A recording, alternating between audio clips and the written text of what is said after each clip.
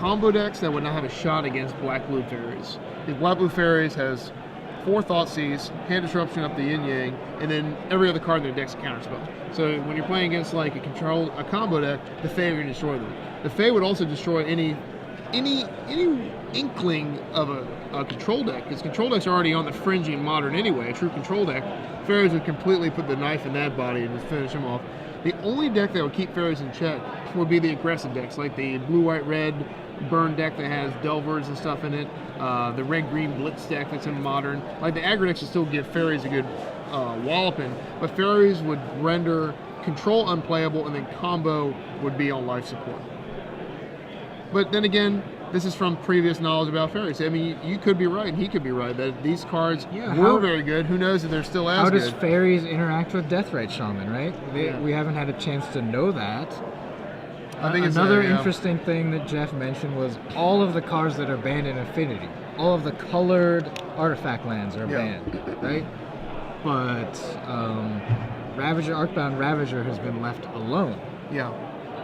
Maybe you bring back all the artifact lands and ban a Ravager, or he actually suggested Cranial Plating. But I don't see why he's suggesting this, because the format's already pretty popular as is. I don't know. I don't think it's in need for any like revamping or like like identifying kind of like its identity. I think it's a healthy format as is. So I'm not a big fan of tinkering with things that are already working. But well, one of the things he mentioned was just accessibility of the format. Just looking at the banned list. If you're new to Modern Magic, you look at the ban list. What's banned in Modern? Artifact lands, right? What? I don't get it. If you never played against that before. Cranial Plating, if you ban that instead, it makes a little more sense. Like, if you're worried about the speed of the format, okay, I can understand that. I can, as Mark Rosewater would say, I can grok that. Right, yeah. Originally referenced to Stranger in a Strange Land by Robert students of Heinlein. history, so if anybody needs a refresher on why these cards are banned, we can give them a little seminar on it. They were broken at one point. Are they broken now? We don't know, but who knows? Well, so we have Jace from Blue-White Control again. But remember, Adrian's this is not, had nothing. Yeah, this is not Blue-White Control like your mother made it. This is Blue-White Control with a bunch of dudes in it. It's creature-based Blue-White Control. It's tainted Blue-White Control. Red Mage, Adrian Sullivan, not... Boros Charm will finish it off, it looks like. Well, that's good enough here, but not... It seems like we saw this earlier when he was on in round 3 against Sean Waihe.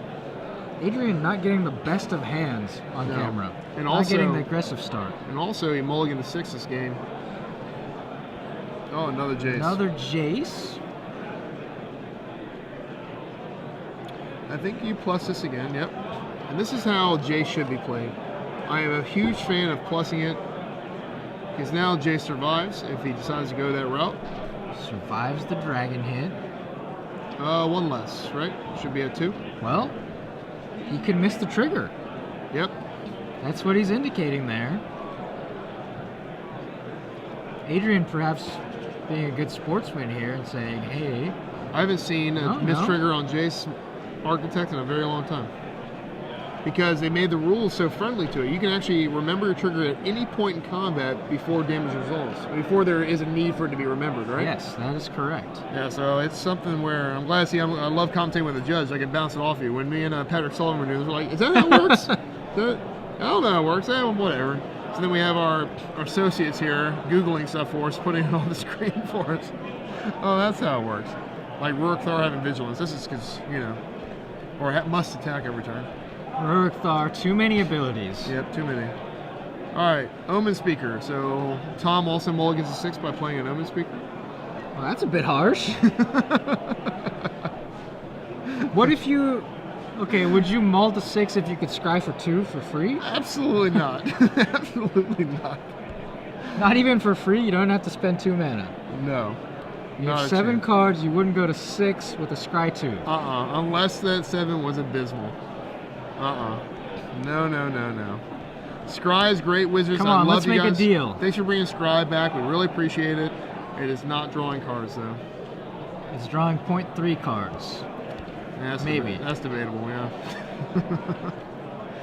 Alright, tapping 3, play a mountain. On Moto, you cannot untap your lands after you do that. So we have Chandra's Phoenix.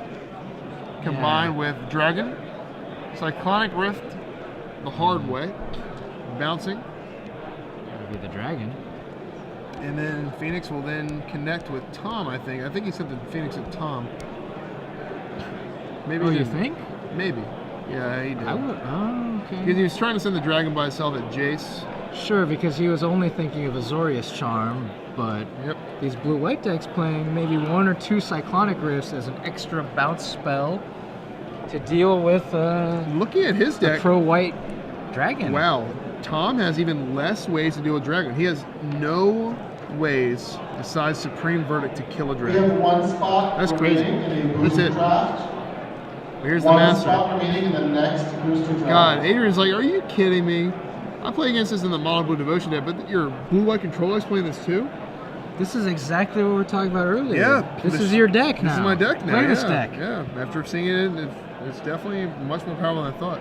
Shaheen Sarani has now declared that he will play the blue-white Master of Waves deck at the Invitation. Not true. No? Nope. Not quite. But I will play a 3-color deck with Master of Waves on it. That just doesn't even make any sense. Well, actually, and the thing about blue, white, red with it is actually a little bit better than Esper with it, because you can play Frostborn Weird and use your mountains and pump it as well. So you can play that package and actually have a little more effectiveness out of it. Okay. All right, so Adrian is looking to chain that guy to rocks if he draws it. Otherwise, that is a problem. Luckily, he has a dragon, though. We know for a fact, I don't know if Adrian knows, that he is out of ways to deal with that dragon besides Verdict. He put 2 Verdicts at the bottom, didn't he? Did he take the 2 Verdicts or did he put them at the bottom? I missed it. It was between Thassa and Verdict. So he kept the Verdicts. Okay, so never mind. He has infinite ways to deal with that dragon. But does By he, infinite, I mean 2. Does he care? No, I don't think so. But we'll see. Right now, Adrian's about to take a great deal of damage back. Hey, Adrian's counting up the damage to see if he even attacks with his Storm Breath Dragon. I think And this- if you're not dead, you have to give yourself a chance to win this game. You hate to see this. Yeah. A red hasted creature on defense. Yeah. 2 of them. Against a deck in the control column. No. Yes. Yes, there we go. Attack. You must attack. Last breath. Oh, that's going to exile the Chandra's Phoenix. Adrian hurts. getting 4 life there actually might be pretty relevant here. Might be able to give him a chance to withstand an extra attack. He can. Oh, that's a good. Monstrous now in play. But Tom with only 3 cards. But then again, he actually has that land too to activate Mutavaults, and now Tom can attack with Omen Speaker or the Master. Oh, does he know the Mutavault's there? Is this about to be a blowout? Oh, well, does he have an answer? I didn't see one. I think he has Verdict in his hand. Verdict. If he doesn't have an answer to that This is gonna be a Mutavault, disaster. Ooh, this is gonna be a disaster if he doesn't have one. Tom has the Master of Waves, Adrian Sullivan the Master of Disaster, activating the Mutavault. If Tom doesn't have an answer to this Mutavault, this is gonna be a blowout. Yeah, you have to put it on the Master Oh of Waves. man. So No. take 2, 4, man. 6, 8, 9. This game just got real. Oh, Tom has a Supreme Yeah, Verdict. I mean, at least Adrian's in this game now. I don't think it'd be real tough for him to win this game otherwise. I think. He's forced to Verdict the Dragon away before it goes monstrous. I guess Tom's plan was just a Verdict anyway, and he didn't care. So now he got But a he free could Mutavault out have of it. raced. He could have raced easily because Adrian's not putting up nearly enough damage there. Oh, but another dragon. This is gonna be a 1-for-1 verdict here. Back-to-back dragons. Is that a wear and tear in his hand? Play and Doug Welch. I had a talk with Adrian before this round, a few rounds ago, and I told him to not board that wear and tear in anymore. He did not listen to me. But then again, Tom does have his Detention in his hand, so it will do something one day, maybe. Alright, so we are now forced to verdict that dragon by itself. You cannot let him untap and get monstrous on you. That would represent 7 from the creature, 2 or 3 damage from the ability. There you go. This is where Adrian Sullivan's slightly more mid-rangey red-white deck has an advantage over mono-red.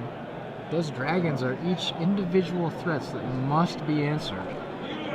Yeah, Adrian has a wear and tear in his hand. He says go.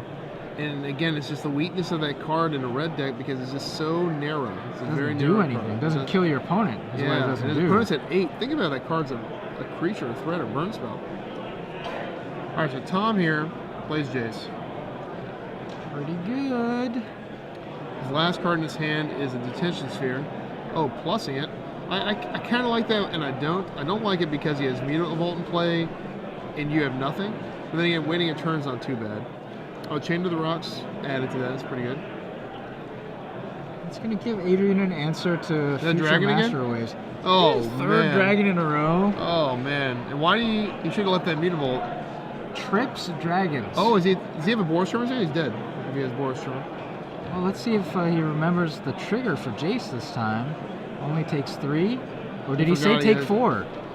Yeah, that body language, no. No, his life total could Let's be see. 5. Adrian didn't attack with that Mutant Vault. Yeah, if he has the Boros charm, that would put Tom dead on the untap, attacking with the Mutable. Yeah, you still attack it. Yeah, you always attack with Mutant Vault. And if you're not going to attack, if you don't have Tom dead, you want to attack Jace too, so that he can't activate drawing cards to get outs. Yeah. I like the attack with Mutavolt there as well because Tom has shown the Celestial Flares before. Yeah. Want to throw in that extra attacker to be able to sacrifice, be a fodder for the dragon fodder. Yep. And actually, you should put Elspeth by itself because that kills the dragon. So, man, if he would have jeez. attacked Jace there, he wouldn't have gotten that Elspeth. Or if he'd attacked with Jace and Mutavolt, Mutavolt. If he the attacked- Boros charm would have been lethal. If he has Boros, I don't know if he has Boros Charm. Does he? That could have been wear and tear that you were seeing. No, there it is. Oh, but he kills Tom if he just does it to Tom. Yeah, that's what I'm saying. You attack with a Mutavolt, get that extra point of damage in. Oh, the game's over. I think he's showing it. Boros Charm, attack with Mutable, game over, right? Yeah. I don't even know why that dragon's still there. Oh, dramatic rescue. I'm lost a little bit. I think Boros charm. He Boros Charm went to the indestructibility Elspeth? to stop. No, he did it to stop Elspeth from killing the dragon. But then again, Elspeth should be a 1 then instead of 2. All right, Tom Elspeth. could have activated the Elspeth. Elspeth should first. be a 1. Elspeth should be a 1. It starts with 4 loyalty and it gets -3 is the ability. I'm really not sure what the sequence there was. That's what happened. He Boros Charmed indestructibility. And when when he did Elspeth, he's misrepresented the dice. Elspeth should have been a 1. But Adrian Sullivan will win.